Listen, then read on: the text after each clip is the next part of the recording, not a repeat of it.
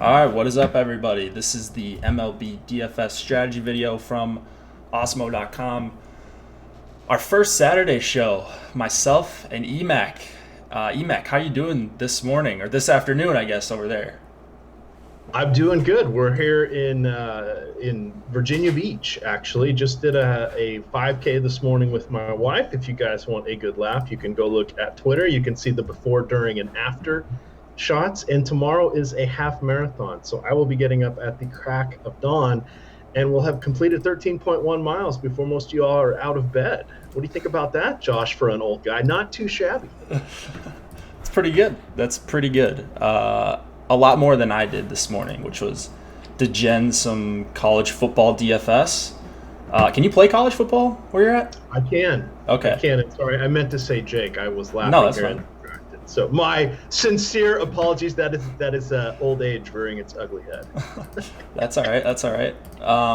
So we can wait a few minutes to actually get into the slate as we're probably catching some people off guard because we don't usually go live on Saturdays, but I did mention it on the night shift. EMAC, the veteran. Paulie, you should have gotten an email about getting invited to Slack if you are an Osmo.com premium member.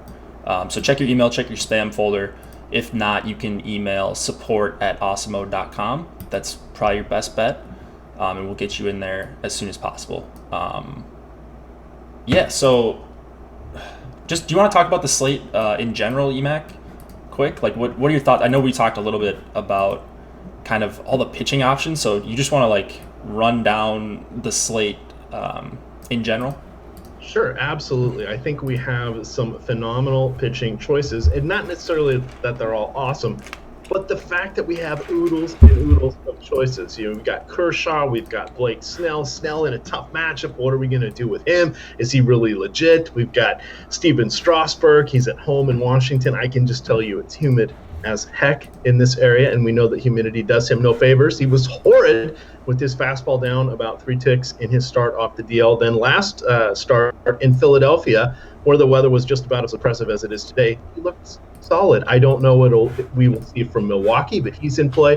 Of course, John Gray, the darling of the DFS world, gets that phenomenal taste San Diego Padres matchup in Petco Park. So we've seen his brethren do well. So we are expecting a good game from him, but we could see his popularity soar into the 50% range in some contests on the 2-pitcher sites. And then you got some question marks here. What are we going to do with the Biebs? He has a good matchup. Kevin Gausman, he's going against Pittsburgh, doesn't have to face the AL East and the designated hitter anymore. He's in play. Luis Castillo, we like him against righties. He's going to face 7 of them probably, maybe 6. Against St. Louis, he's in play. We're not going to play Chris Archer, but that price is going to call out to us. Ponce de Leon, an amazing name, but tough matchup, tough ballpark. He's got some heat, good price, though. We've got many choices, and we can even dip down to the Robbie Erlins, Daniel Mangdons of the world. Don't want them, but let's talk Marco Estrada. I think he had a bit of a little sore back, but his fly ball rate in an NL park, and that park is Marlins Stadium. Yeah, we've got to talk about him. So Jake. That's all right. That's all right. It's gonna happen. I don't know what the heck we're gonna do. That's okay. When I do shows with Andrew, I call him Adam. That's all right. Just so many pitching options tonight, and should make for a fun show as we go game by game. I see we've got quite a few people in chat and some pleasantly surprised people getting a strategy video on a Saturday. We're hoping to do this regularly for the month of September. Kind of going to be tough for some people if you're just getting into MLB DFS to try to parse through some of these September call-ups that we're going to get. Going to be even more uncertainty for MLB DFS this last month. Do you have like an approach when you get to September? Does your approach change at all? Are you just kind of keeping it the same? Like, how does that work for you? Because I'm trying to figure out how I'm going to approach it. So baseball's a little bit different. So by the time you get to the end of basketball, it's really just the diehards, and you're starting to cross over with baseball and other stuff. At the end of baseball, all the real competition that we have is for the NFL. So Thursdays, most people are going to be focused on the NFL. Sundays last year, for the first time, Fantasy Draft did not even offer MLB contests after week 4. They just didn't even put them up on Sundays. And DraftKings and FanDuel dropped their prize pool down to about 10% of what their normal Sundays are. So there's really not going to be a lot out there. Yahoo will kind of muddle along. But the great thing about Yahoo is you can only put in 10 lineups. So there's going to be a ton of overlay on their NFL the first couple of weeks. There's still going to be overlay on their MLB. So what you want to do for your strategy, especially on these late swap sites, set your lineups accordingly. Now you'll have to check because the Sunday lineups usually tend to be 130 heavy. But if you've got your NFL lineups relatively locked, which for week 1 and probably week 2 we should, you can take advantage of chasing some of the overlay. But you're not going to know which side it's going to develop on. But my guess this year is it will be on Yahoo for anywhere. So that's what I do. The rest of the week, it's baseball as usual. And there tends to be, it's not as much as it used to be, but 5-6 years ago, we used to call it, it used to be Free Money Tuesday because they included the Monday Night Football game on the main slate. But yes, so people end up with some cash in their accounts and they want to do something because they just had the greatest experience of all time. Now, of course, daily fantasy sports has been around in the mainstream for a good 6-7 years, so it's not new to everybody. But that's kind of how I approach it. Basketball, dial everything way back because you're just down there with the crazy people, sharks, and the optimizers. But baseball, you still get people thinking they know what they're doing and hand-building lineups, especially from those NFL guys. Yeah, all right, sweet. I rarely ever talk about sites like Yahoo and Fantasy Draft on here. Almost always referring to DK, but that's just, I guess, just because where the big money's at. But there's still money to be made on those other sites, and I know that you take advantage of those, and that's something that I could definitely work on. So, yeah, this should be fun.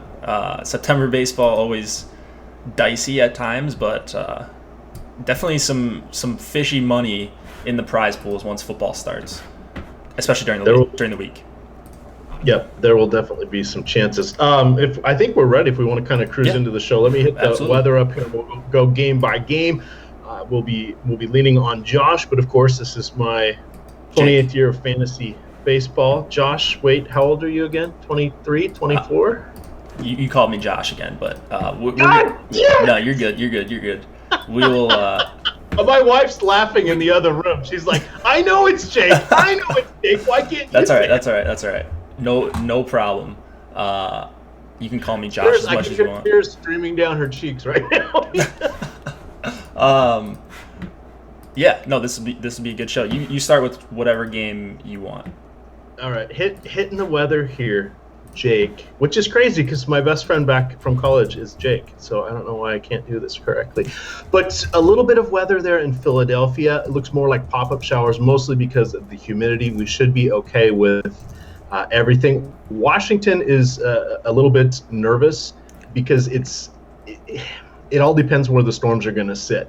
Now they're coming up and dissipating relatively quickly, but we got to worry about thunderstorms and lightning. Nothing looks really sustained, but that could come in and muck with some of the pitching, though I doubt many of us are going to be going to Strasburg in this particular heat, and I don't want to chase Anderson. We've got Cleveland. That looks good till the end of the game, so the Biebs is going to be in play. Definitely Atlanta is looking at the usual pop-up showers because, hey, it's summer and it's Atlanta, and that looks to be the main issues that we have. It's humid in a lot of places and a lot of heat as well, so that's good hitting weather. So the West Coast games by default look a little bit better just for our baseline pitching. But let's start in here. Our first game that Jake and I will be discussing is going to be Chicago at Philadelphia. We have Kyle Hendricks, we have Zach Eflin, we have the Chicago Cubs with the 4.5 implied run total. The Phillies are just at 4 themselves. Kyle Hendricks, great real life pitcher. Heck, I wish he was on my favorite team or teams, but that is not the case. Don't really want to attack him outside of a few one-offs with perhaps a Rhys Hoskins, as Drupal Cabrera, Carlos Santana, even a Nick Williams, whose price has come down a little bit to a more palatable level, but it looks like he will be batting in the bottom third of the lineup. What I do want to talk about with Jake is some of these hitters, because over his last 357 left-handed batters faced, Zach Eflin has allowed a 377 WOBA, a 247 ISO, 41% fly ball percentage, 34% hard hit rate. He is only walking 5.6% of the hitters he has faced with a 17% strikeout rate, which isn't that high. That means there's a ton of balls in play. So we look to Rizzo, seemingly healthy Daniel Murphy, Kyle Schwarber. Those are going to be the obvious plays. But we want to remember that switch hitters Ben Zobrist and Ian Happ are also better when swinging the stick from the left side of the plate. So do not overlook them. What do you have for us in our first game, Jake? Yeah, you kind of nailed it on the head right there. I'm all over Rizzo and Daniel Murphy against Eflin. A lot of balls in play, like you said. He does a pretty good job of limiting the hard contact, and so Eflin's not someone I just automatically stack against. But Chris Bryant back in this lineup, are you seeing that in the projected as well? Let me double check. He's just 4,500 on DK, and that would be really appealing. Just good to see his name back as a Cubs fan and just as a DFS fan. So, like, I wasn't super interested in a full Cubs stack, but that top 5 looks really nice to me. Mostly focusing on, like I said, Murphy and Rizzo, but if Chris Bryant's back, he'll definitely be in my player pool. And then on the other side, like, I think I'll go with some Rhys Hoskins and Carlos Santana, but Hendricks and Eflin are similar in that they just do a really good job giving up low-quality contact. That's kind of their forte. A lot of balls in play, but you get a lot of weak grounders, fly balls that are near the infield or on the infield. And so not a game I just want to stack up, and you can kind of see that by the 8.5 total here. So. All right. This is courtesy from our friends over at Roto World. It says Chris Bryant is expected to be activated on Saturday after wrapping up his minor league rehab assignment with AAA Iowa on Thursday. He has had just 40 at-bats so far in the majors since June 22nd. He's gone on the DL twice with issues with his shoulder. So he should be back. They're getting him ready for the stretch run. It would not be wild to think he is a pinch hit candidate, especially with Joe Maddon as his manager. But good to see him back in all of this, and that does really no favors for the Phillies. And I went to look at the magical FanDuel because sometimes they forget to price these guys up. He is 4,000 on FanDuel. Okay, yeah, that's a fair price. I mean, you said it right though. Like, he could get pinch hit for. They're going to be extra careful with him. They're trying to win another World Series. Like, they're not going to take many chances. If he feels any discomfort, he's probably coming out. So just be aware of that. It's not something we usually have to worry about in-game injuries with MLB players, but just something to keep in the back of your mind.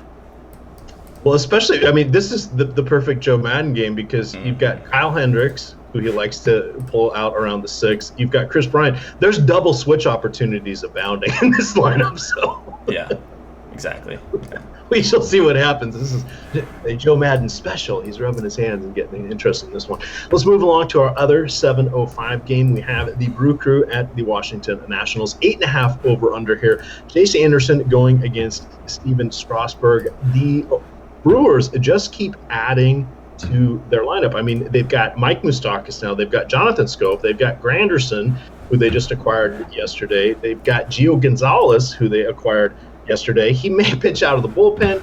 I was trying to figure out who he might slot in for, and I thought Wade Miley. You know what? Wade Miley's been about twice the pitcher that Gio Gonzalez has been this year. Over the course of their career, we're going to give Gio the nod. But this year, I don't know that it's an easy pull there, getting Wade Miley out of there. But looking at today, the only thing I was kind of interested in is who could we take against Chase Anderson. So my notes here say he has a pedestrian ability against same-handed hitters. I don't want to go quite as far as to say reverse splits, but he shuts down lefties pretty darn well. So we want to look to Turner, Rendon, and Zimmerman, who all hit same-handed pitching very well. And then you can't leave out a budding star, Juan Soto, and of course Bryce Harper is always dangerous in any situation.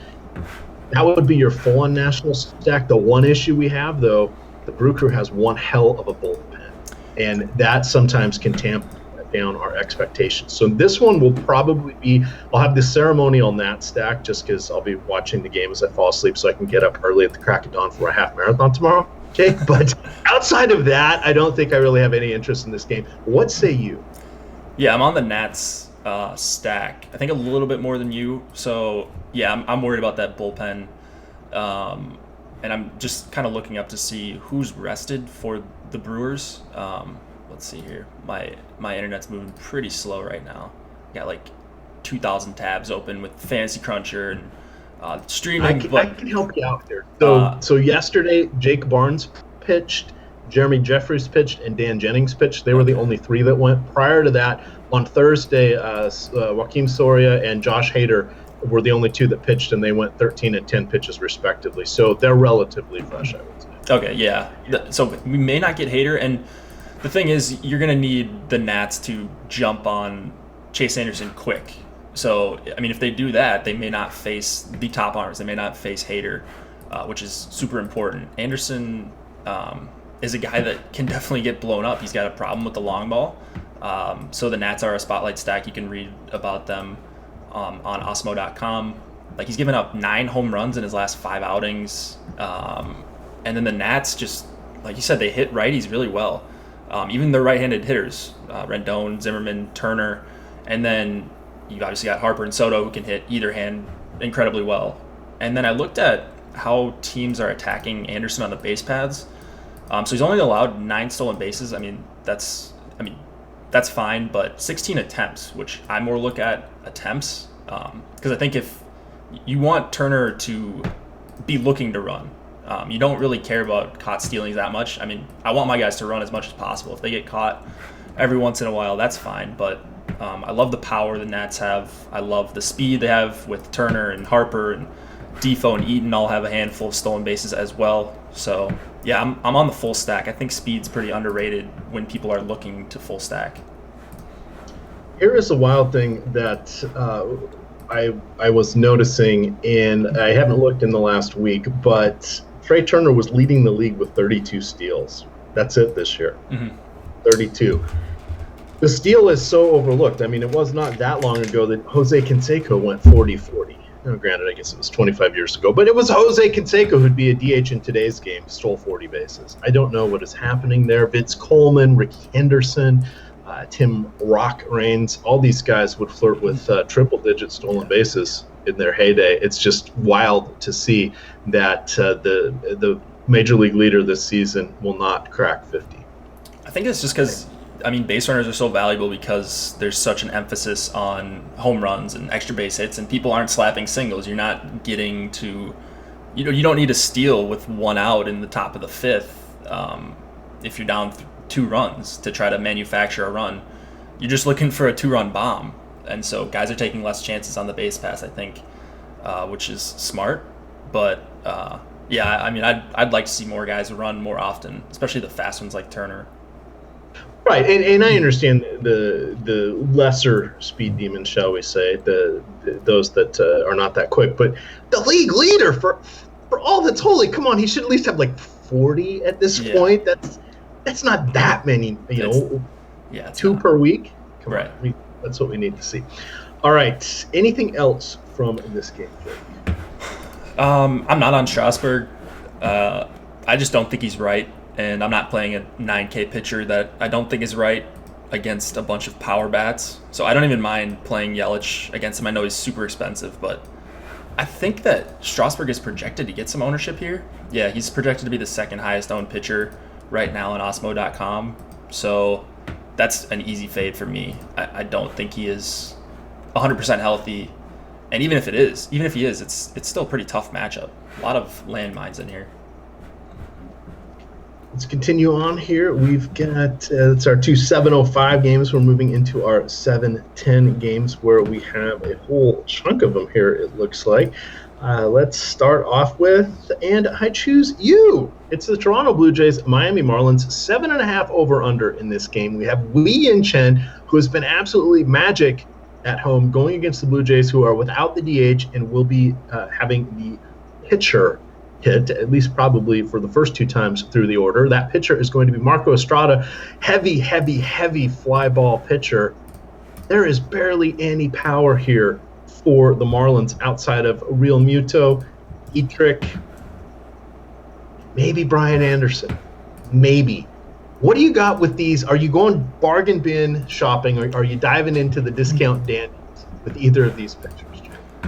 I expected to see a bunch of ownership on Wei Chen just because it's been driven home how much better he's been at home around the industry. Like, people are catching on to that, and like, he's coming off a big performance against Atlanta. That was at home, 6 innings, 10 strikeouts, and he just looks like a completely different pitcher when he's in Miami for whatever reason. So there's a lot of righties here. So if Wei Chen was going to be chalk, I was going to maybe attack him with like a Randall Grichuk or Lourdes Gurriel or someone like that, but we don't have him projected for very much ownership right now. I think it'll go up from where it's at. I think he's like below 5%. Yeah, so I think he's going to get double-digit ownership here, but it's not going to be out of hand. And so I was a little bit surprised by that. I don't mind using him in a tournament just because the crazy home road splits, and Toronto's not a team I'm super scared of. There is some strikeout upside for Chen. And then I don't know, like, you're gonna have to convince me on Estrada if you're going there, because I get that he's 5,200, but I don't think he's really looked good at all. Let's see what I can do. Well, his last game, he was completely horrible, giving up 3 home runs. He's given up multiple home runs in 3 of the last 4. That does not bode well. He's given up multiple walks in 3 of the last 4, and in only one has had more than 4 strikeouts, and that would be 6 strikeouts against Tampa Bay. The bonuses that we have here are definitely the opponent and the venue. Because he is not coming in 100% healthy, having a little bit of that back issue that we don't know exactly what's going on, and it's not like Toronto has anything to play for. What they may be risking with him doesn't seem like a lot. But if we look at the last since the beginning of last year, if we look at some of the hitters here for Miami with their just isolated power, nobody that's qualified is above 170 for the isolated power. Yeah. That's sketchy. Oh, I'm sorry. Real Muto at 186. Not quaking in my boots for that. Right. So that, yeah, I mean, there are positives, and he's 5,200. He's stretched out. I mean, he's a favorite here. So I get why someone would want to play him, but I just feel really nervous anytime I'm playing Estrada and he's going to be owned at all. So. Now, do you run the mass multi-entry, the 150, like a lot of people do these days? Yes. So I started doing that for MLB this year. Like, I was getting crushed doing single entry the first month of the season, and they had that mini max, and I tried that and had some success, and have had a lot more success lately, and have Fantasy Cruncher and stuff. So yeah, I've been running 150 for the last couple months. All right. Now, with that strategy, in my opinion, that's where you start to get into the Estradas. When you're hand building, you're not going to click on it unless you're doing something specific or trying to get a game theory angle in a higher stake contest with lower entries, or even over on Yahoo. I don't think I would go with him just because there are too many other choices today, but that would be where he would start to come into play for these things. So yes, he is going to be on the edge, but with baseball and the massive amount of variance that there is, because hey, if you hit a home run, you had a great day. If you go 2 for 4 with 2 singles, you did not have a great day for daily fantasy. So you need the home runs, you need the big events, and they don't come around a lot. So a lot of oddities can happen. That's why I think playing lower dollars, keep your same amount in play, but more teams gives you a little bit better fighting chance. And I do not believe that works as well for basketball. Football is kind of middle of the road for that, but baseball, it works very, very well for. Yeah, I agree. I mean, it's helped me a lot mentally. I'm not like, you bubble out on a single entry, and you're bubbling out of every tournament. You go from maybe winning a few $100s to getting nothing, or a few $1,000s to getting nothing, depending on what stakes you're playing. So MMA has just been good all around, and I'm going to continue to do it for baseball next year for sure. And hockey's my other sport, so I'm going to experiment with it. I don't know what I'm going to do to start the season, but we'll see. Hockey should be very, very interesting with regards to that, because so much of it is similar. You have the stacking with the lines. Yep. You have the goalies that are sort of like pitchers from that strategy standpoint. And then you can, it's hockey. Weird stuff happens. I mean, the worst goalie in the world can stand on his head and For shut sure. people down. I mean, remember that what the accountant they called out to be the emergency goalie for Chicago at the end of last year, and he shut down. I forget who they were playing, but he shut him down for a period and a half. And oh, good God, that happens. And then you can have, Patrick Waugh or whoever the Nails goalies are these days just get killed and give up, 4 goals in a period just because weird stuff happens sometimes. So it's got that variance. I think it's very similar. I hope the prize pools are a little bit bigger, or they do try to encourage some people playing with the quarter arcades or the dollar contests, etc., with the mass multi-entry. But we shall see soon enough. Last thing I want to touch on this game, and I know we bogged down a little bit, but we'll catch up on some of these not to fear chat. We've got the home road splits for Wee and Chen. On the road, 10 starts. At home, 11 starts. Okay, a 9.4 ERA on the road, 1.9 at home, a 335 batting average against on the road, a 198. Yes, that is below the Mendoza line. A 198. He has in 63 innings at home versus 43 on the road. So in 20 more innings, is allowed 32 less earned runs. That's insane. Wow. He's got double the strikeouts at home. Yeah, so there's only a few guys off the top of my head that have that, and one guy that comes to mind that just pitched a couple of days ago was Junior Guerra. And his aren't even that extreme, but you saw him get rocked in Cincinnati. It's hard to get inside the heads of these guys. You never know if it's just a variance thing. Are they seeing softer opponents? Do they just feel better at home? Or like with Greinke, in his case, he had the anxiety issues, and he even put voice to that. So you just never really know. These are human beings, and anything can affect them. So sometimes you have to read into those. I hate home road splits for most sports. Well, not hockey because it matters, but with the line matching and stuff. But it's something I rarely pay attention to, but something I probably should and read into a little bit more. All right, let's move along here. We've got the Tampa Bay Rays, the Cleveland Indians, Blake Snell, Shane Bieber. I care about the pitchers in this game. I'm going to wave off Blake Snell. If we were on a 6-game, 8-game slate, he would be someone you would look at going against a tough offense, and he is sort of, but not quite, matchup agnostic because he has such great strikeout upside. Now, this is a tough environment. He's going into Progressive Field here, taking on a Cleveland team that is just outstanding at home. So I really just crossing both those sides off my list. The Shane Bieber play, definitely going to go for him. Josh and I talked a lot about him. We had Bieber fever last Sunday. It worked out well. My home run call of the day, however, was Lucas Duda against that very same Shane Bieber. That one worked out. I'm going with the Biebs today. If there was one guy I was going to take against him, and we don't need to because we have 13 games on this slate, but Jake Bauers is really the one guy I'm worried about just because he has the phenomenal power from the left side of the plate, and that's truly Bieber's one weak spot thus far in his career. And he, just calling it up, he's faced 340 total batters. All right, we're going to give him a bit of a pass here, but he has really shut down righties. 160 righties, 284, about 135 ISO. Hard hit rate is 37%, which is good. It's not great, but it's in that good range. Against lefties, 390 WOBA, 240 ISO, almost a 50% hard contact rate, along with a 42% fly ball rate. Against righties, he gets out of it with the 56% fly ball rate, ground ball rate. And those kind of have played out back into his minor league days. Not as wide as this. I suspect these gaps to narrow just a little bit, but there aren't that many lefties that scare me from the Rays. What are you looking at from this contest? Yeah, so you kind of mentioned Bieber's issue is that lefty power, and I actually don't mind Choi and Jake Bauers against him. And maybe even Brandon Lowe, but he's not even at that punt price anymore, and he's supposed to bat 8th, so kind of tough to stack against Bieber. I think Bieber is a fine play, under 10% ownership we have him projected for, and he's at home. I think this has a chance to be kind of a pitcher's duel, but so you're just crossing off Snell? You're crossing him off? I am at this point.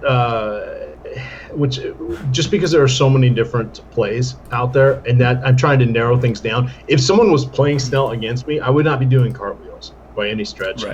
I think anytime he goes out, he has the ability to get double-digit strikeouts.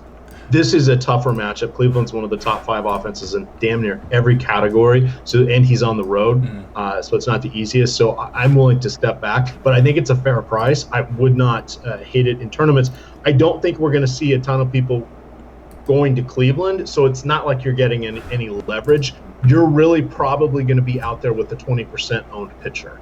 And I don't know that gives me the upside that I need. That isn't attainable amongst half a dozen other options that'll be in similar ownership levels. That's just my take on it. What is your insight leading you? Yeah, so we've got him projected for a very little ownership right now, and there will be updates as we get closer to locks and lineups come in, and they're expected or unexpected things are in the lineup. But right now, I'm seeing almost no ownership on Snell, and anytime he's pitching and he's 10-7, I know he's on the road. I know it's in Cleveland. But he, against Boston, he just mowed him down. That was at home, but an 18% swinging strike rate against Boston. This is kind of like the Kopech play yesterday that some people were getting on me for in chat yesterday. And it didn't work out. It was looking like it was going to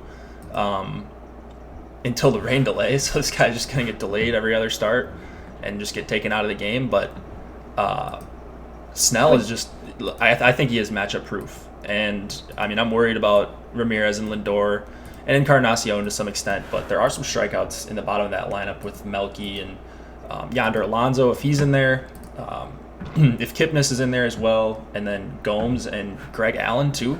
Those guys are all around or above league average against lefties. So if he can limit the damage against the top 3 guys, I think there is some sneaky strikeout upside. And then you look at how bad Cleveland has been against lefties over the last month. 21% K rate, that's not terrible, but a 279 on base percentage, a 57 WRC plus over the last month against lefties.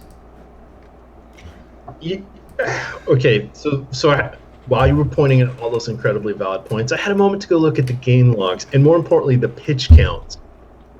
4 starts ago in Toronto on 47 pitches. I've looked at 2 sites now to make sure that was correct. On 47 pitches, he faced 15 batters, struck out 6, and ended up with shut him out, no hits, no runs, no walks. Ended up with 20-plus DraftKings points. Wow, I had not noticed that. 76 in New York. Same thing. Only 2 hits, 1 walk, 6 strikeouts, 76 pitches. All right, I stand corrected. I think he should be on your short list. This is where we get into the hand build. He's not going to make my lineups, Jake. But if the old cruncher puts him into some, I don't think I should kick him out of bed either for eating crackers. He's just fun to watch too. When he's getting in a groove, he's just going quick and he's just pounding the strike zone and getting guys to swing and miss. And you can just tell that you can kind of tell when a classic Blake Snell start is going to happen in the first couple innings, and he can be ultra efficient. So that's super valuable against a team that's this good. He's pretty good at limiting the hard contact too. So I'm taking the talent. I know it's not a perfect matchup, but Cleveland has not been good against lefties as of late. All right, let's cruise on to our next game here. We've got the Angels and the Astros. This one is in Houston. 9 implied run total. 3.8 of that is going to Halos. 5.2 to the Astros. Hey, we just saw this matchup not that long ago. Felix Pena, Forrest Gump, box of chocolates. You never know what you're going to get because, God, he looks really good for moments, and then he falls apart. Hey, so do most young pitchers. This is a tough team to be going against, so I don't have a ton of interest in him.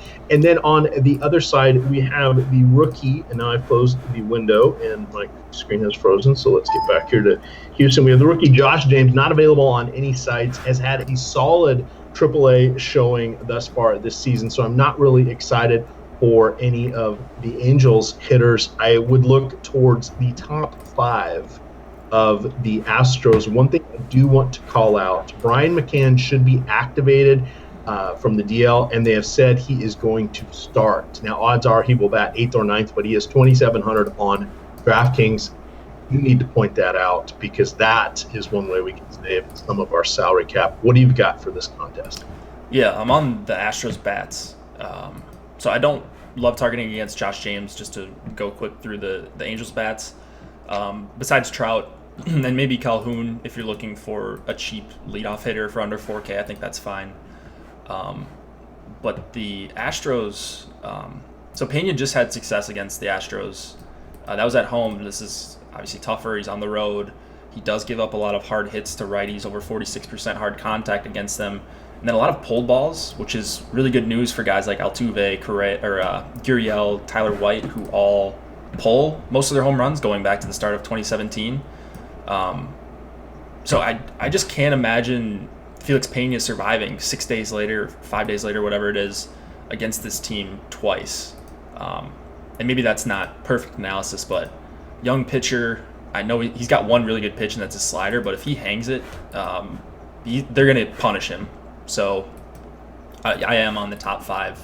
I like that call there. And then McCann as a punt catcher for 2,700 too. All right. I think this will be one of the games where we catch up a little because there's really not much else to say. So let's head on into Atlanta. 8.5 over under here. 4 run total set up here for the Pirates, who are going against Kevin Gausman. We've got a 4.6 implied run total for the Braves going against Chris Archer. Now, Chris Archer becomes a decision point at 7,200 on DraftKings, but if you click that magic little game log button, you're going to realize that over his last 10 starts, he has gone out of the 5th inning twice, and 1, 2, 3, 4, 5 times he has not made it past the 4th inning. So he is throwing pitches. He's now that's declining a little bit. But if we start back to that the 6-inning games in the end of July, so he's gone from 101, 93, 95, 98, 96. Those all sound solid. 76, 78 in the last 2. So it's not an issue. For me, I think it's just he's not quite right. He's hurt, but he's not overly hurt. I think next year, coming out of the offseason, he's going to be healthy. He's going to be there in PNC Park. I think we're going to be looking towards him. There's a decent chance he's underpriced because they're going to be factoring in this lost season in the algorithms. But today I don't really want to go with him. Gausman, on the other hand, love the fact that he's no longer AL East. Yes, the Pirates do not strike out a ton, but I do like the potential win equity here for Gausman, and I think that offsets a little bit of it. What is your read of this matchup? I'm right there with you. I just don't think Archer's been that good, kind of overrated by the public this season, not striking out lefties at a very high rate, just under 22%, giving up a lot of hard hits, a lot of line drives, and going up against Freeman and Markakis and Albies. That's just a really tough matchup. Not good for strikeouts and bad for hard contact.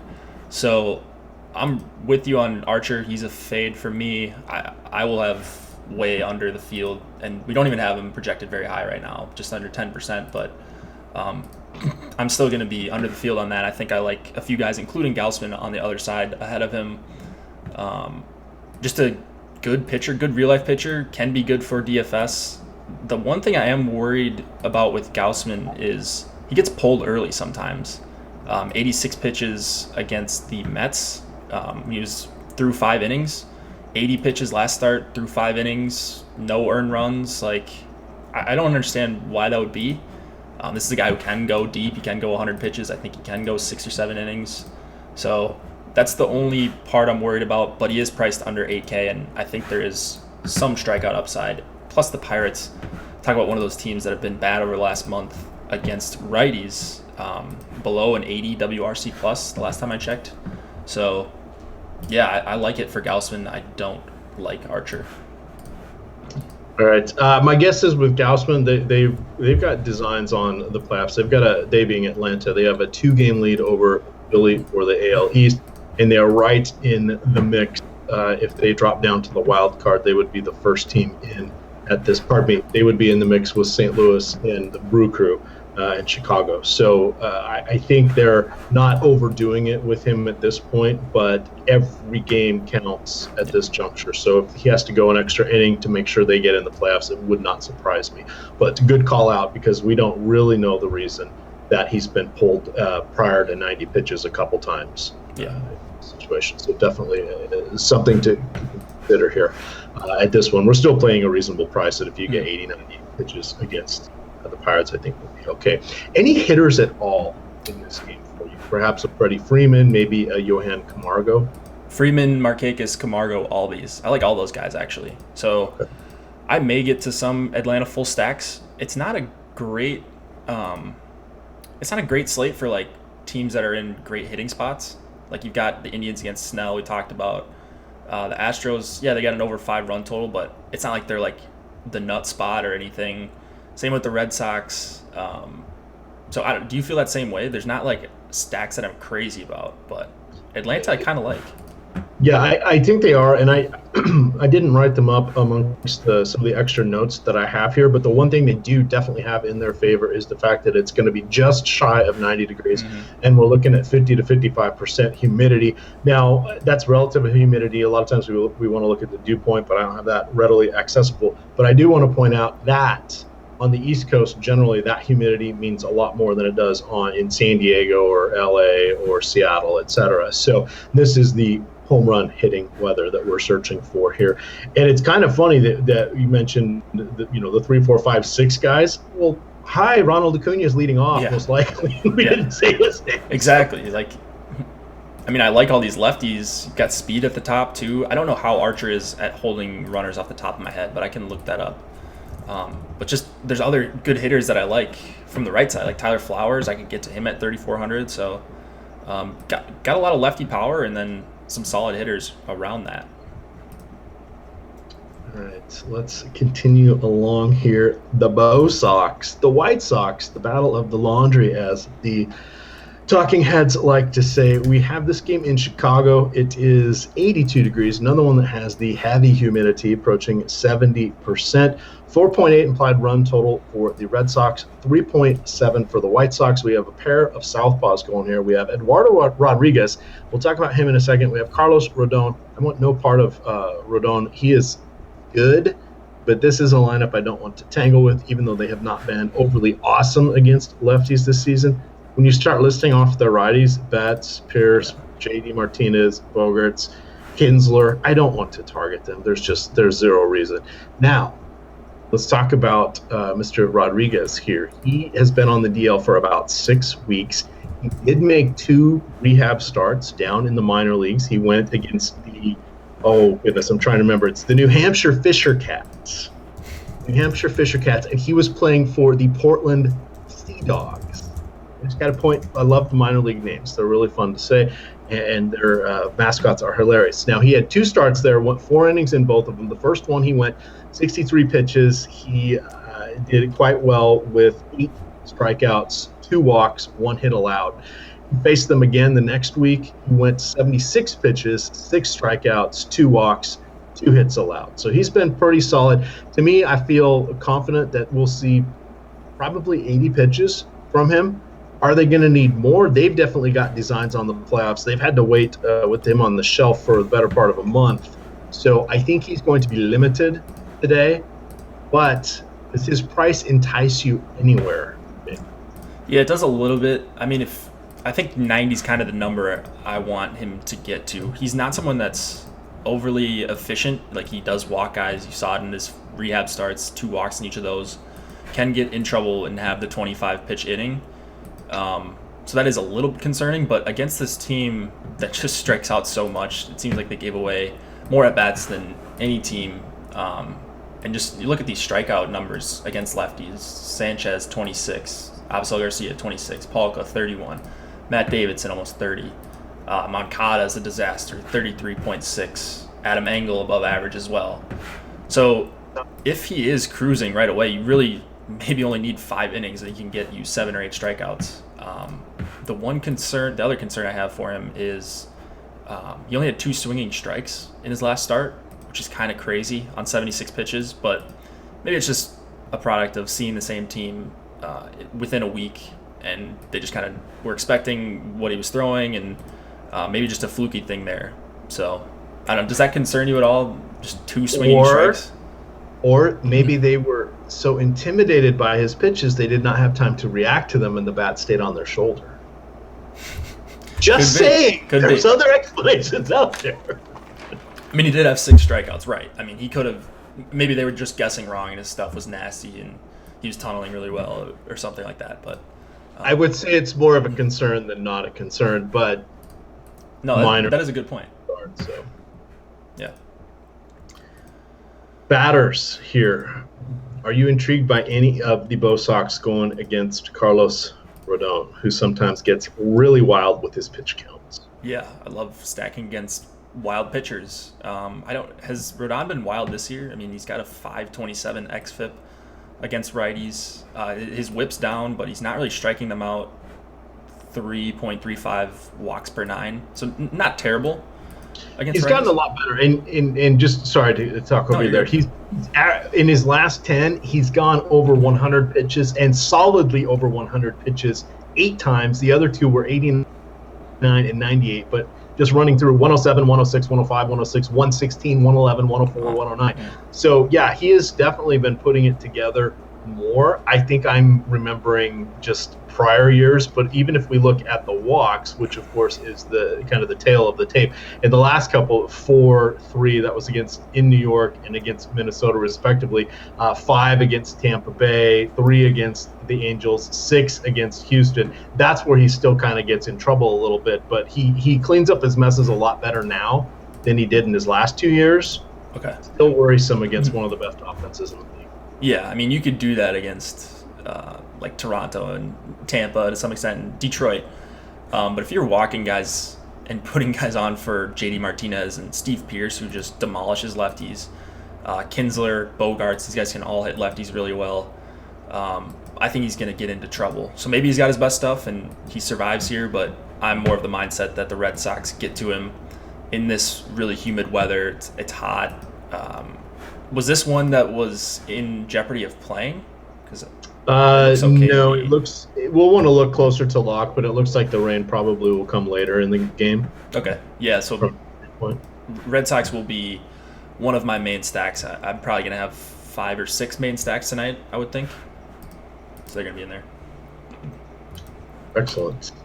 Good God, we still have 2 more 7 o'clock games. Let's keep on keeping on. Cincinnati Reds, St. Louis Cardinals. We have Luis Castillo. We have Daniel Ponce de Leon. Ponce de Leon coming back up from the minors. That seems like it was kind of more procedural, if anything else, because he did make a start down there going against he plays for the he plays for the Memphis Redbirds. He would be going against the Nashville Sounds. Threw 92 pitches, made it into the 5th inning, had 7 strikeouts. So that's right in line with the rest of his pitch count numbers. So I don't think there's anything to worry about from that aspect. He's someone that I don't really know what to do with because the price is up there a little bit. We know he had that phenomenal debut, and then he's kind of been working out of the bullpen. Though he did make his last appearance was 90 pitches in the bigs, 4 innings. He was in the Dodger Stadium, saw 19 batters. So I mean,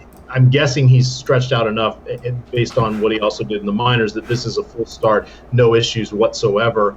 I just didn't really have him on my short list, and I think I'm okay with that because if you look at the Reds, they're not easy because again they still have their lefties back. I mean, Votto should be back, or I think he was activated yesterday. You've got Jeanette, you've got Schebler, Barnhart switch hitter. So this is a spot where I'm not really excited by either pitcher because we have 13 games. We had 6 or 8, and we got to start going next level on people. I think these guys would definitely be in my player pool. I don't think they will tonight. What are you looking at for both these guys, being Daniel Ponce de Leon and Luis? Yeah, I'm interested in both. So these guys will both be in my player pool. I think I'm going to have more Ponce de Leon than Castillo, but they're going to be both healthily owned by me. And judging by what we have for the field for them right now, I'm going to be well over on both of them. So Ponce de Leon, like you said, 90-plus pitches in each of his last couple outings. Really impressive. I believe it was a start against LA. He went 4 innings and struck out 8. Got a bunch of swinging strikes, then went down to AAA, 92 pitches and 4 1/3. The swinging strike rate was well over 15%, 7 strikeouts. So not the most efficient guy, but someone that definitely has the talent. And he's a favorite. He's 7,100. He's got a decent chance at a win here. If he can get to 5, And then the Reds have been striking out a little bit against righties over the last month. 23%, 87 WRC plus. Votto coming back hurts for sure.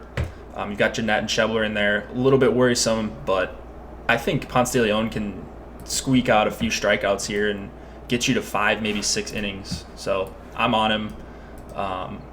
And then Castillo is just, another guy, crazy raw talent. He's got a great fastball, great changeup, and just a bunch of righties in here. So what's not to like? I liked playing him when he's low owned, and it looks like he will be today.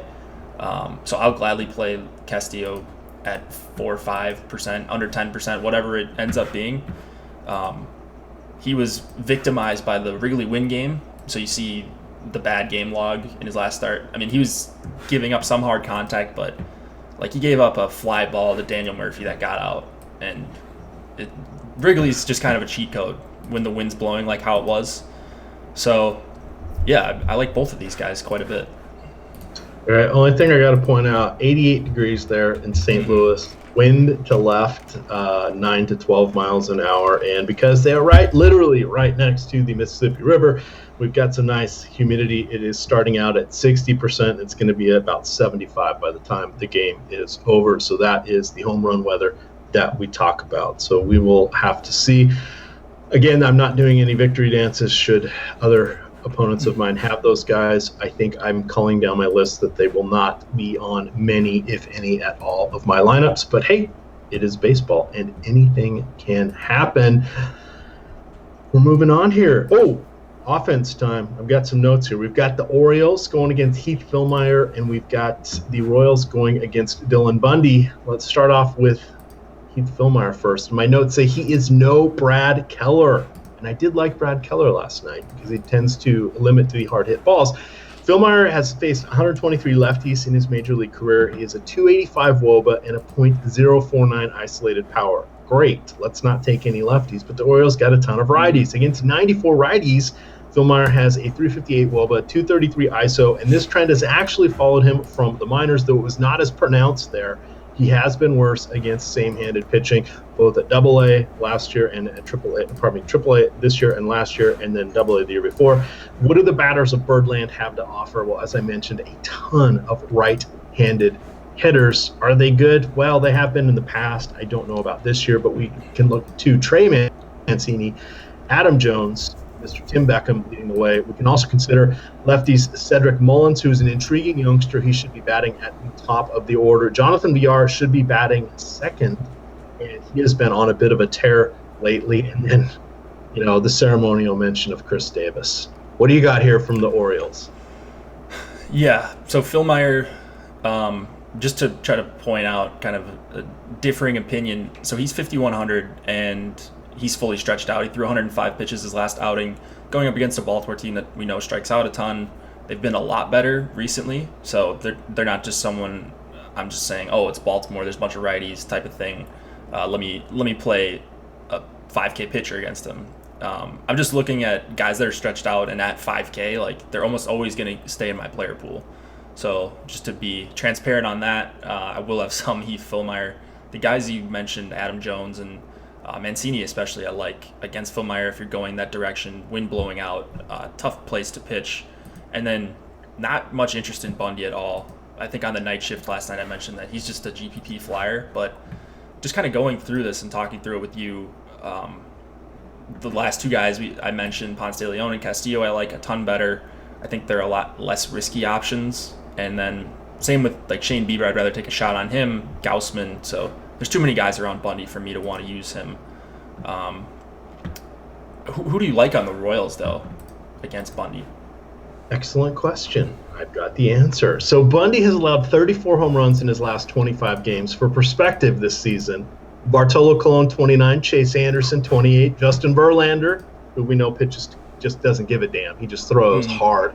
Jake Junis, James Shields, and Tyler Anderson all have 27.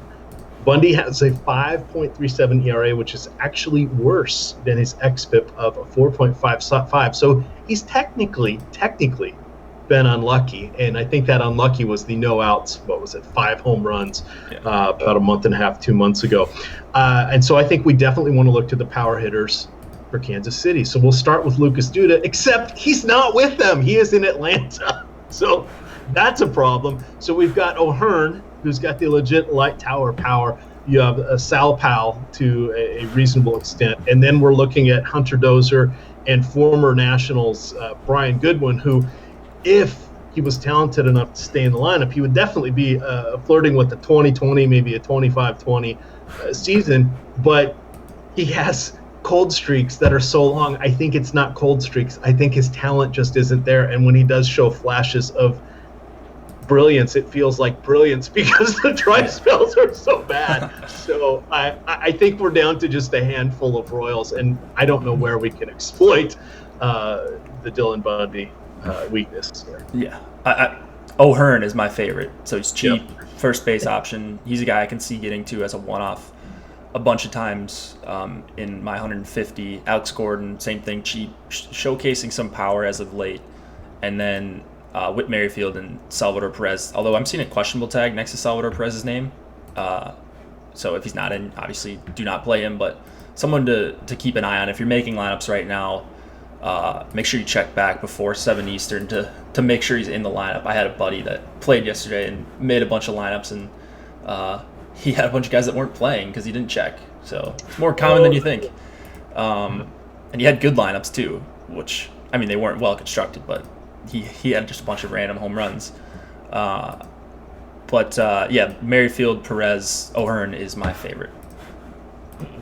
All right, let's move along here. I was told I have to call them the Minnesota Jakes. Yeah, I guess. All right, these were explicit instructions from Josh. So we have the Twins, the Rangers, 10 over under here. We have Jose Barrios. We have Giovanni Gallardo. Let's have some fun here. Let's talk about let's just talk about Gallardo first real quick. So I said he's been consistently bad over each of the last 2 seasons with a 5.4 xFIP, 15.6% strikeout rate, and evenly split between righties and lefties at low 400s batters faced against each. Though I do want to focus on same-handed hitters who have knocked him around for a 380 WOBA, 215 ISO, 37% hard contact rate. And then on the flip side, we've got lefties faring just fine with the 340 WOBA, 180 ISO, only a 30% hard hit rate. 14 of his 33 homers have gone to lefties, 19 have gone to righties. The great part, since the beginning of 2016, 1.5 whip. So there's always runners on base. The high walk, low strikeouts bode well for Sano, Kepler, and Garver, who, if I'm not going to play McCann, I'm going to be looking to Garver at catcher. They should be up at the plate with ducks on the ponds, while we can look to Cave and Tyler Austin. And it mentioned Garver again down there as overlooked guys at the bottom of the order. Top third of the order is just fine, but they'll probably be the most popular, except for maybe Joe Mauer. What does your local team have in store for us today, Jay? Yeah, I mean, I'd like the idea of targeting a bunch of Twins here against Gallardo, who's going to let them put the ball in play. They just don't have great hitters. And oddly enough, I think Mauer's one of my favorite plays here. He's probably not going to do it with the long ball, but 3,900 leading off at first. Hard to find a better value, even if he's not going to hit a bunch of homers here. Kepler, just some good raw power. Hits righties very hard. Jake Cave I like for 3,700. There's a lot of value at outfield today, it looks like, as we're talking through this. No Eddie Rosario here. I think he's on the DL, right? He might be. Was pulled, I want to say it was a hamstring issue when he was crossing the bag or the plate. I forget which. But yeah, so he wasn't in the lineup last night, I believe, and not expecting him here. Yeah, so, do you want to play the Forsythe chalk, righty for 2,900? Because I just can't stand Forsythe. I mean, righty, okay. If it was lefty-righty, then that's one thing, but I just don't think he's a very good hitter. So I probably will avoid that as much as possible. I think you can find value elsewhere. But he's going to pop for people in optimizers just because he's 2,900 hitting second in a game with a 10 total. Let's see. Rosario, this is from our friends at RotoWorld, left Thursday's game with the quad strain. It was his left quad. They say, hey, this type of injury would normally lead to a disabled list stint, but the rosters are going to expand shortly with the September call-ups going to 40, so they may just leave him on the active roster. That's the one downside if you are playing season long right now. A lot of times guys would normally be put on the DL, and they are not. So your mileage may vary on that. If we look here with the rest of this, Forsythe, I prefer him against lefties, and he has been so bad even against lefties since leaving Tampa Bay that it's been hard to play him. His last 3 or 4 weeks has turned around quite a bit. Actually, most of that coinciding post All-Star break, and then I think he was traded a week or two after the All-Star break to the Twins, and has been doing very well. I'm assuming it's not a change of scenery thing. He's probably finally healthy. And it feels like the Twins have been, it feels like they were facing 5 lefties a week, Jake. I don't know what was going on, but it was playing right into the strength of Mr. Logan Forsythe. And I think people forget how he's just not that great against righties, even when he's firing on all cylinders. Here's the big question. Jose Berrios. Now, a lot of people are going to say, but the tournament upside. So in his last 6 games, he's made it beyond the 5th inning just once. And in 3 of those, he did not even make it into the 5th. So where's the upside? I don't know. I said he's fairly priced considering his K per inning rate is about 1.2. And I said perhaps we could look at a counter move against him if he gets traction with the Rangers. The problem is Berrios is pretty damn effective when he is in the game. He's just not in them for very long these days. So I'm going lefty power if I want it, and it's Chu, Odor, Gallo, and Mazzara, but I'm not doing cartwheels for them. I think they're just the best that Texas has to offer, and it's not that Berrios is shoddy against opposite-handed pitchers. Feels like I'm not excited for either side here as I hear those words coming out of my mouth. What do you got here on this game? I'm pretty excited about the Rangers side. Okay. I think because we can't do Berrios, right? We don't think he's getting more than 5 innings, if that. No. Just based on the last half dozen games. And I also think there's a pretty decent chance that Berrios is nursing an injury. So velocity was down. I mean, it was up his 2 starts ago to 95, like season high. 95.1 mile an hour average on his fastball, and that was in Chicago against the White Sox. Then last time out, under 92, so big drop start to start. He usually hangs around 93.5 to 94.5, somewhere in there.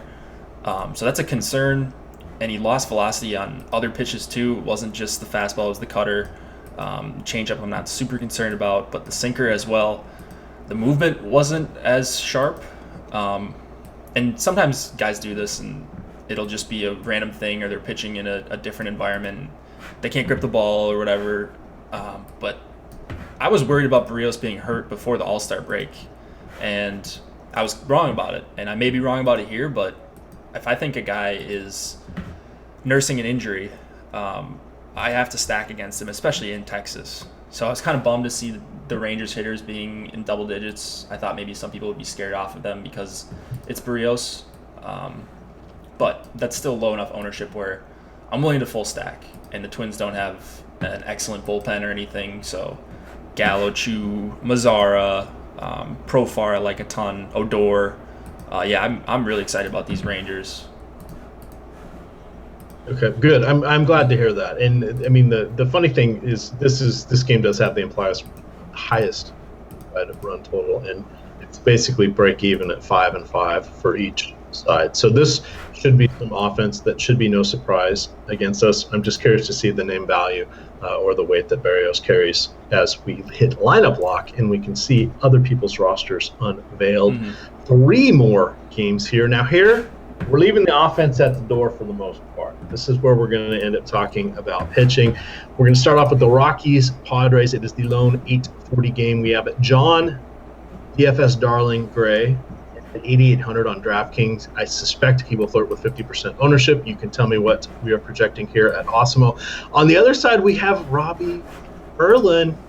As you've mentioned a couple, we got one more 5K-ish pitcher here on DraftKings. We don't like the Rockies on the road. but it is Robbie Erlin. He was the last guy I wrote up with some notes here. Oh no, actually it's not. I did not write him up because I'm good. I don't think I'm going to end up taking Rockies against him. As I started to look into this one, now that I'm looking at the numbers again, with what he's doing, I wanted to consider him as a pitcher. I always get him and Eflin slightly confused in my mind because I don't know the way my mind stores things. Their names are very similar. They're both going today, and I had transferred onto Erlin Eflin's weakness against lefties. But if you go look at Erlin, he has been pretty good. Limited plate appearances or against opposing hitters, but over the last 2 seasons, he's faced about 350 batters. He's got 290 WOBA to lefty, 280 WOBA to righties. He's got a 150 ISO to lefty, a 140 ISO to righties. He's the guy that I ended up putting on my short list that knocked out a couple of the other guys in the mid tier that you liked, such as Ponce de Leon and Castillo, because I'm going for the savings here on this one. So this for me is a dual pitcher. 1, where are you ranking Gray? 2, where do you have Erland? And are you taking any hitters? Yeah, so Gray I think is one of my favorite options of the entire night. Just so much strikeout upside. You get him outside of Coors, the ownership goes up, but I don't think the strikeout upside drops at all. I mean, I play him in Coors all the time, so I'll gladly play him outside of Coors. San Diego strikes out over 26% of the time over the last 30 days, over 25% for the season against righties. And he's just got such good swing and miss stuff. The xFIP is low, the BABIP's been high all year, and looking for that to regress a little bit. A big park should help him. So I think he's fairly obvious. Just know what you're getting yourself into as far as ownership. We have him projected as the highest owned pitcher on the slate right now. Expect that to keep up as we approach lock. And then Erlin, another one of those guys. He's stretched out and he's 5K, and he threw 94 pitches his last start. I don't think he's great. I really want to see what the updated ownership looks like at like 6 Eastern, and then I'll sort of make my decision on what I'm going to do with Erlin, because I really do like Arenado's story and LeMahieu against him. So if he's starting to get up into the 20% range or something like that, just because people are looking to pair Kershaw or whoever they want at the top with a punt price, then I'll be heavier on Colorado bats. But right now he's at 10% on our ownership projections, and that's I'm at least comfortable playing some of him there. So just another one of those guys that's going to stay in my player pool. I don't want a ton of, and I'll go the other way if it starts to look like he's going to be chalky. That seems reasonable. Chat, for those of you, we might be a little laggy audio or for sure video, I'm guessing. My hotel Wi-Fi, I've got the premium, but it keeps pulling me onto their stupid free lobby Wi-Fi, so that's probably where you're seeing some of the lag here that Jake and I are not noticing because we're the originators of the broadcast. So we'll see if I can't get that flipped over here. I am looking, and I do see that I brought an Ethernet cable, and they have a crappy modem here that does have an Ethernet output, so I'll have to see if that works to get the upgrade here officially. But I did pay for the premium. It's like $15 a day. I'm at a beach hotel. Wow. What should I be expecting? Come on, this hotel was probably built in 1992, so... Oh, we'll see what happens here. Anything else that you want to touch on from this game, hitting-wise? No, just really those 3 guys on Colorado: LeMahieu, Arenado, Story. Mostly Arenado and Story, but I mean, I play DJ LeMahieu against lefties all the time, and it seems like he always goes under-owned. So if I'm going 4-3-1, I'll end up with a bunch of Colorado stacks. If I'm going 5-2, I'll end up with 2 out of those 3. But just not a great hitting environment, so I don't think there's a need to go full stacks, especially not San Diego's side, but even Colorado's. Fair enough. Let's continue on. 2 more games. We've got Seattle Mariners, Oakland Athletics. This one, not very exciting. Hey, said there's not a lot of offense in these last 3 games. 8 over under, 4.1 implied run total here for the Mariners. It's going to be a tick below 65 degrees and ticking down slowly over the course of the game. Good God, school's back in session. The weather's getting colder on the West Coast. What's going on? We have a 3.9 implied run total here for Oakland. They are going against Paxton. For me, this is more or less a cross them off the list. Paxton is coming off the DL a second time, potentially a third, depending on how you wanted to count the false start from earlier. This one is he took a comebacker off of his forearm. So he has not done any rehab starts. He was a full go after his last false start off the DL, pitched a few games, was decent. And again, this one was just kind of bad luck.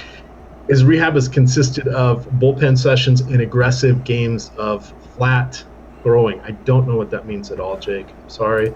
But I don't really think I want to play him today. It just feels like there are other places we would go. I would definitely take the coming off of the DL Eduardo Rodriguez over James Paxton, and Paxton's one of my favorite players. It's just that there is some danger here in the Oakland Athletics. On the other side, Daniel Mengden has an amazing mustache as it gets that wax game going very nicely with the curls, but I'm not scared of him. It's a tough ballpark. The weather's not really in our favor. If you want to muck around with the Mariners, I would recommend a Haniger, Cano, Cruz stack. Those three guys are fine as one-offs, and that's not. I wouldn't go a full stack with this one. Kind of go a trio or mini stack, if you will.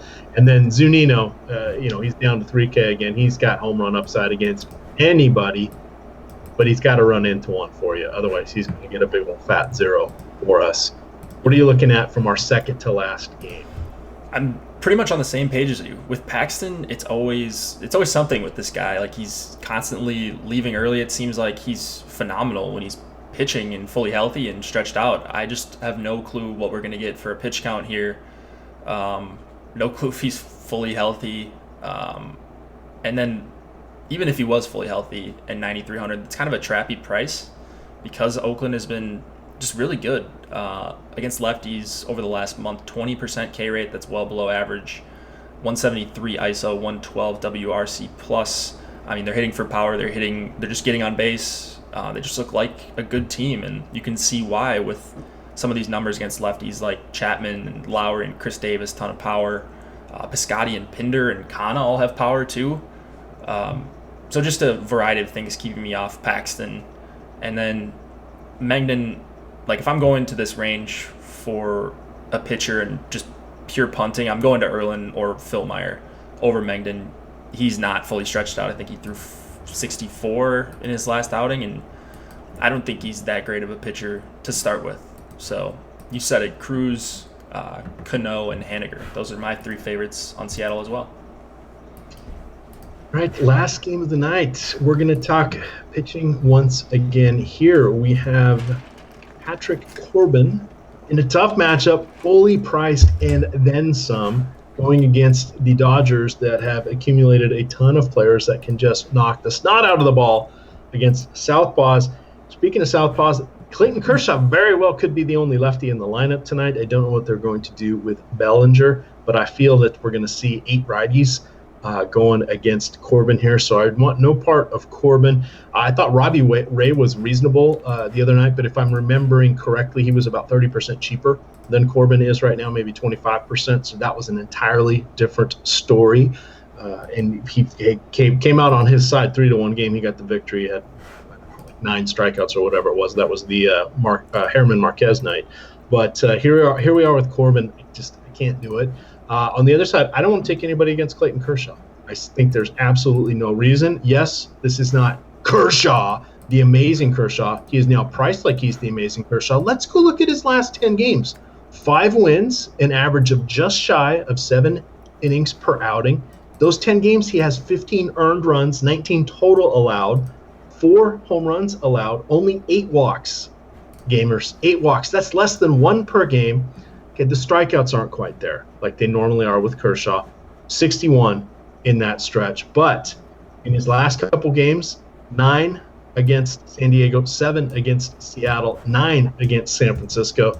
Sadly, just 1 there in Oakland. 7 against Milwaukee, 8 in Atlanta. I think he's back. We are no longer getting the discount that dropped him down to 10,000. He's up to 12,000. But I don't know that I'm going to get here, though, because I want to spend on some bats, and there are so many other pitching options out there that we can look to, which is going to make this a phenomenal tournament night. But I think we're getting a reasonable facsimile of Clayton Kershaw. at his apex, probably 80% of his apex, which still puts him in as a top 10 ace in Major League Baseball. Yeah, I mean, I'm right there with you once again. Corbin, too expensive. Probably not stacking up Dodgers, but I like Machado for 4,600 against the power lefty. Same thing with Justin Turner a little bit. And then Kemp's super cheap, so I will have mini stacks of Dodgers. But Corbin, this guy I really respect. He can miss bats. You see the swinging strike rates in the mid-teens, upper teens, low 20s sometimes even. I mean, just insane swing and miss stuff. So he's someone that can survive this matchup, but not a ton of strikeout upside for 11.5. Kershaw, I'm kind of convinced he's close to being back to the vintage Kershaw. Now, I don't know if he'll ever get back to like vintage Kershaw, but he's looked amazing over his last 3 starts, going 7 innings, at least 7 strikeouts. The plate discipline stuff looks amazing. Getting chases, getting swinging strikes. I mean, he's just doing everything you want out of an ace. And he's 12-1. That's a fair price. 3.1 run total for the Diamondbacks. He's at home here. Yeah, I think I'm back in on Kershaw for the first time seemingly all season. All right. This makes it interesting. Now, there is a nice little late slate here on some of the sides. So this is where, you will be looking a little bit more towards the pitching. If we're on the late slate, probably going to go a little bit more towards the Colorado hitters. And as Vic did mention, there is a couple of the Dodgers going in the righty-lefty matchup that you can look at as well. But there's not a lot of cheap pitching there outside of Erland. As we look at our overview of the final slate here, we went a little longer than we thought, but it was 13 games. It was our first show. We're having fun here.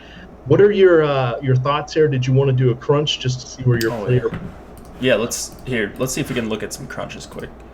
Because I don't, just because I'm on here and I don't have all of these fancy models and such, I don't want to. I have my own spreadsheets, but they are kludgy as hell because I just keep adding on to them throughout the years. So they're not, I know what they mean and they make sense to me, but they're not as pretty as what Josh puts up on the screen when we're doing the shows with him. And I'm not as deft at moving around with Cruncher as you guys are. But I do use the Fantasy Cruncher product. I think it is fine in combination with the FanVice projections that are now available at Awesemo.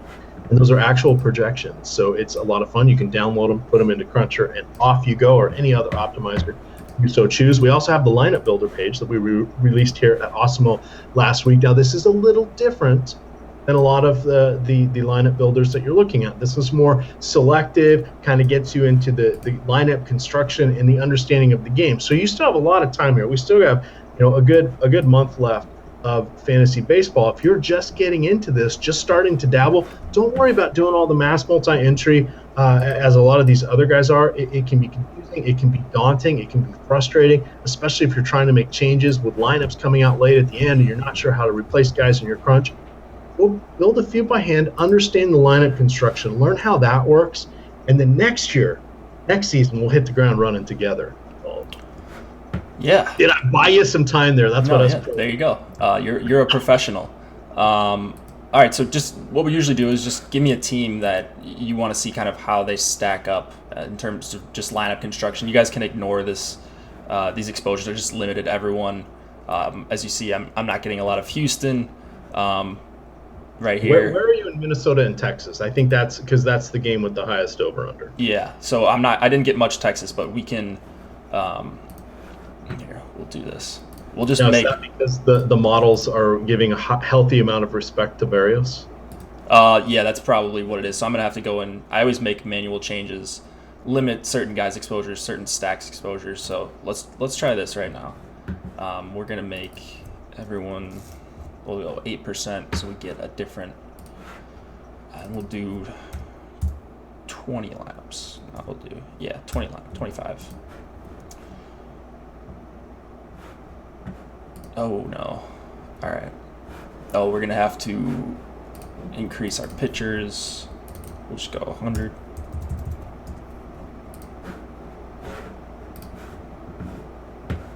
All right, well, we only get 2 for now, but...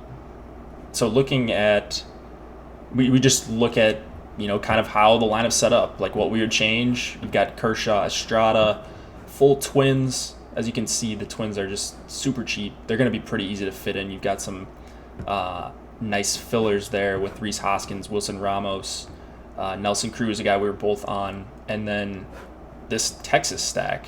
Man, Odor, Profar, Andrews, Chu. Like, I would try to get Mazzara in here somewhere. Maybe take out Andrews or Profar, but I don't know. What do you think about those two? For the Texas one, I'd probably drop Andrus, get Profar in. We'd have to move down. I'd probably go down from Chris Davis just because he's expensive, and we're hoping to get a lucky home run against James Paxton. I don't mind Conha there, but there's probably another reasonable one-off outfielder that allow us to downgrade. I think Kepler, is probably a cheaper guy that's in there. From the other side, I like what it's doing with Ryan Zimmerman. We both mentioned that he is pretty good against same-handed hitters. I don't want to give up.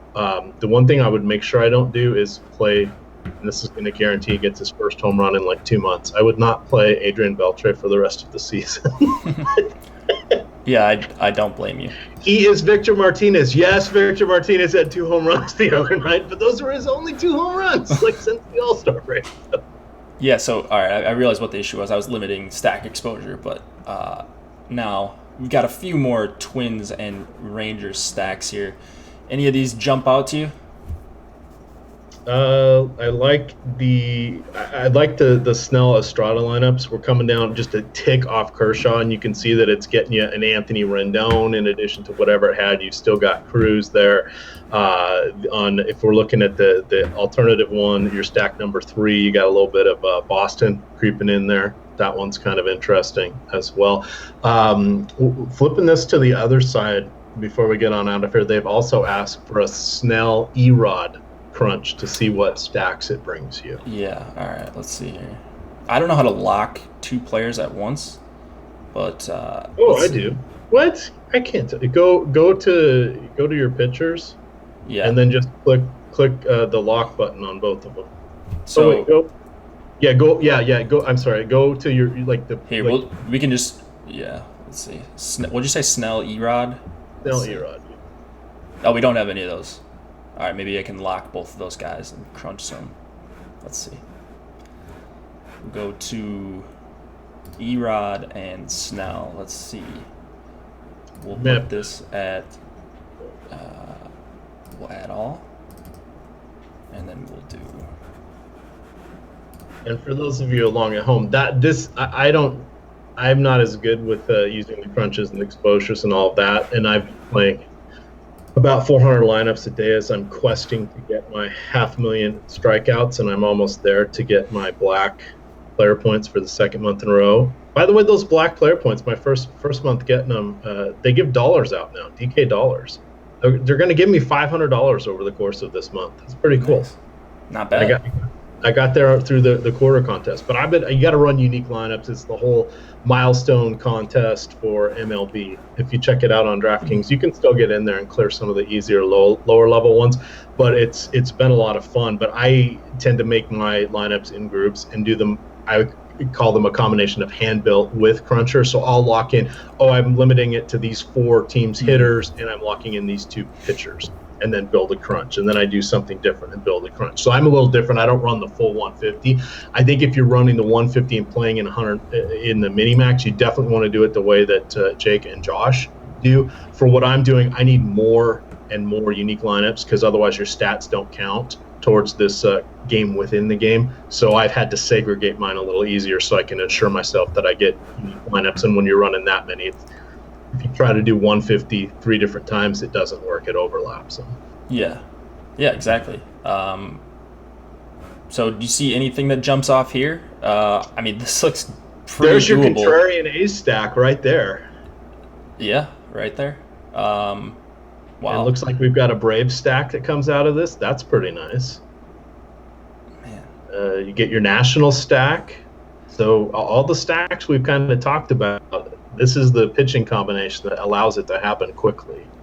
Yeah, I was not expecting, I don't know. This Dodgers lineup, I don't like stacking against Corbin, but if I'm making 150, I don't know, it wouldn't be the worst thing in the world to just have a super high upside team against a guy who allows a ton of hard contact. So this is one of our viewers' favorite things to do. So we can do it when we're on the show together going forward. Just a nice little touch at the end to get an idea of different lineup constructions you can do. I do like that. Now I see you're leaning. I don't lean as often to 5-man stacks. Is that, which setting do you set to make it default to that within your? Yeah, so you go here. You can do 4. You can do 4-3-1 or 4-4s. Let's try 4-3-1. Make sure this is unchecked, so it doesn't count your pitcher as the stack. Okay. We're gonna add in. Let's do 25% randomness. Change every player to 25%.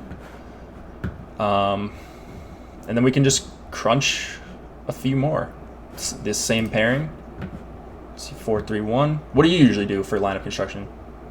I for what I'm doing, I usually do. It depends. It depends on the slate. In general, I do one of two things. I either lock in 4, 3, occasionally 5. Sometimes I'll lock in 3, limit my player pool, and you can use the thumbs up button. That gooses the projection by 8% each time you click it. So I'll do that for the rest of the team that I don't have to kind of force it into doing some changes. Usually because I'm doing this on the fly, and I need it in a bunch of different segments. If I was just working with one whole grouping of the 150 and going to be putting it into the contest, I would go your route. If I was only running 150 lineups, even though I'm doing them in a bunch of the 3-mans, the 5 max, the different things at the lower one, I would run it that way as well. But again, once you exceed 150, you get the duplicates too easily. Right. So I've had to refine what I was doing, and I've had reasonable success. The other thing I do is I play a lot of these quarter games for it. So I have a bunch of Thursday millionaire tickets. I think I got like 10 of those. I think I got 7 or 8 full millionaire tickets for football. So these, they're top heavy. You're going against 100, 200 people for 1 or 2 tickets. Yep. That's it. Right. So you want to build things differently. So a lot of times I'll go in there and say, all right, I'm taking out the 3 most popular stacks, and I'm taking the 4th favorite stack, and I'm taking a couple one-offs against the most popular pitcher who I think is going to get the home run.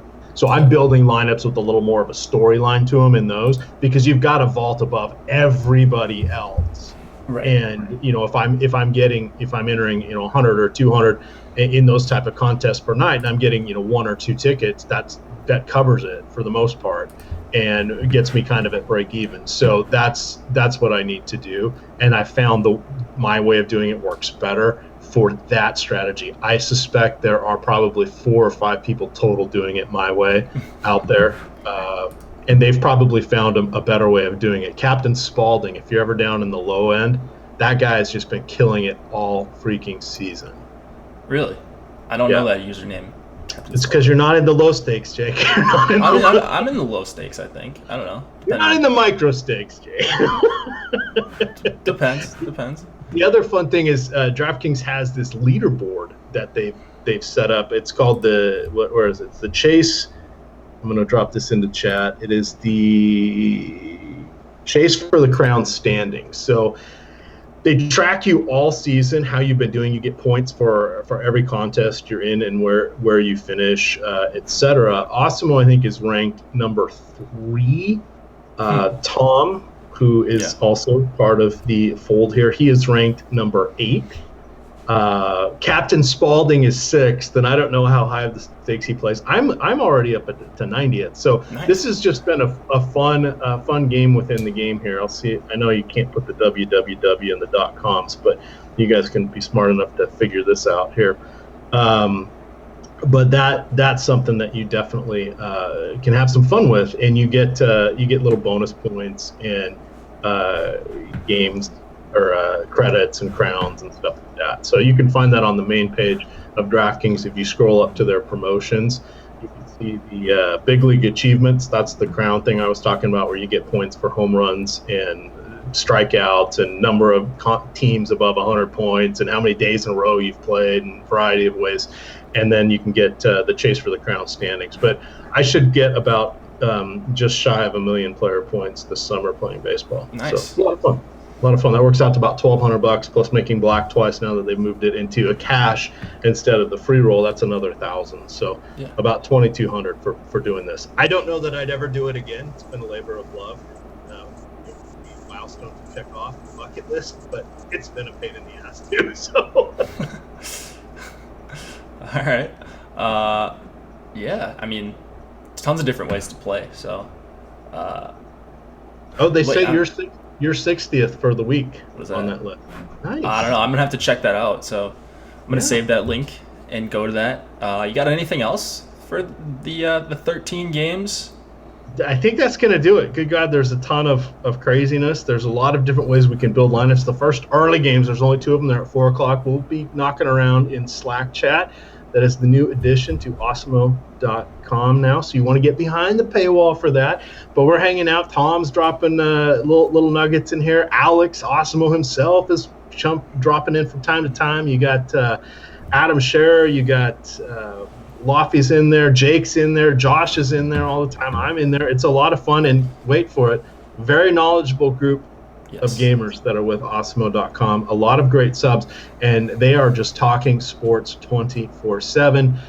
This is a great distraction when you're at work, so I try not to open it when I'm at work, Jake, but it's been a good time, and I enjoy it on the weekend. So for those of you that have not experienced a group chat with no trolls, get on behind the paywall here at Awesemo.com, and there are no trolls because we don't allow them. We boot them, refund their subscription, and they're banned for life.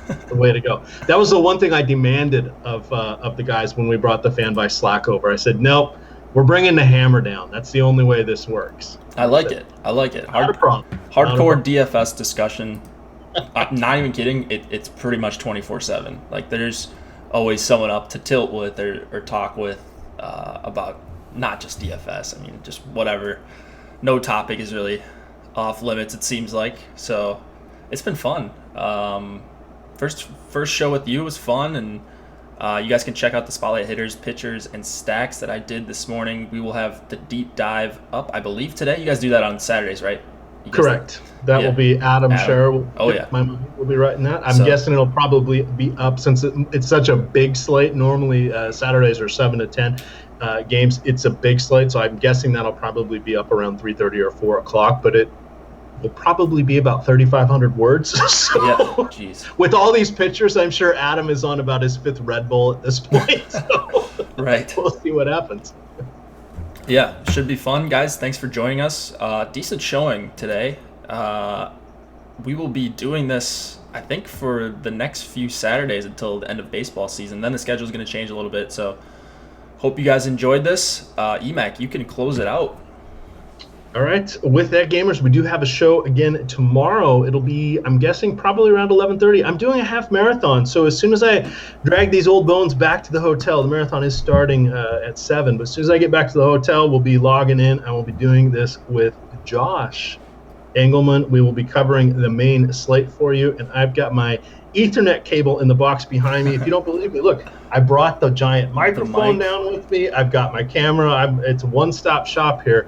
I just, darn that hotel wireless, keep trying to get me on the lobby wireless here. I paid for the good stuff, damn it. I paid for the good stuff. But with that, that's all I got, gamers. You can get us on out of here. All right. Good luck, guys. Thanks for tuning in. See you on Monday. Tune in tomorrow to Josh and Emac's show as well.